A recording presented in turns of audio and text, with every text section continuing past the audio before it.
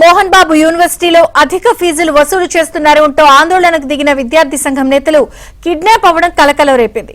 Collectorate వద్ద ధర్నాకు పిలుపునిచ్చిన విద్యార్థి సంఘం నేతలు కలెక్టరేట్ కు వెళ్తూ ఉండగా ఏఐఎస్ఎఫ్ నేతలైన అక్బర్, వినోద్ ను వర్సిటీ బౌన్సర్లు కిడ్నాప్ చేసేందుకు ప్రయత్నించగా ఒకరు తప్పించుకోగా మరొకరు కిడ్నాప్ అయినట్లు విద్యార్థి సంఘం నేతలు ఆరోపిస్తున్నారు. దీనిపై తిరుచానూరు పోలీసులకు ఫిర్యాదు చేశారు.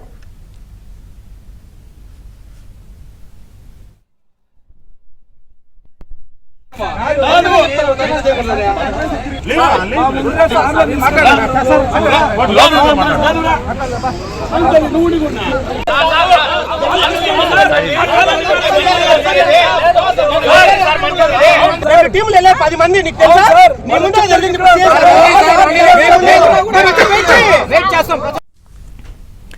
ఇప్పటికే వర్సిటీలో అక్రమాలపై గవర్నర్, సీఎం, మంత్రి లోకేష్ కు ఫిర్యాదు చేసిన విద్యార్థి సంఘం నేతలు కిడ్నాప్ అవ్వడం ప్రస్తుతం ఆందోళనకు దారితీసింది.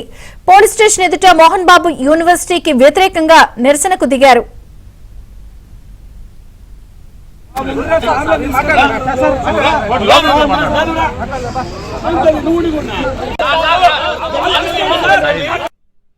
రోడ్డు మీద కలెక్టర్ కి కొత్తవేడు దూరం ఉన్నటువంటి ఇంకా కళ్ళు తెరిసి కలెక్టర్ ఆఫీస్ వెళ్ళిపోతున్న సందర్భంలో మోహన్ బాబు యూనివర్సిటీ సంబంధించినటువంటి కొంతమంది రౌడీలు, అదేవిధంగా అక్కడ పనిచేసినటువంటి బౌన్సర్లు 30 నుంచి 40 మంది నడి రోడ్డు మీద మా యొక్క 2 వీలర్లు ఆపేసి అక్బర్ ని, వినోద్ ని కొట్టుకుంటూ వాళ్ళ కార్లో వెక్కించుకొని బండిని కూడా ఎవరైతే విద్యార్థి నాయకులు వెళ్లారో వాళ్ళ 2 వీలర్ కూడా లాక్కొని వెళ్లడం జరిగింది.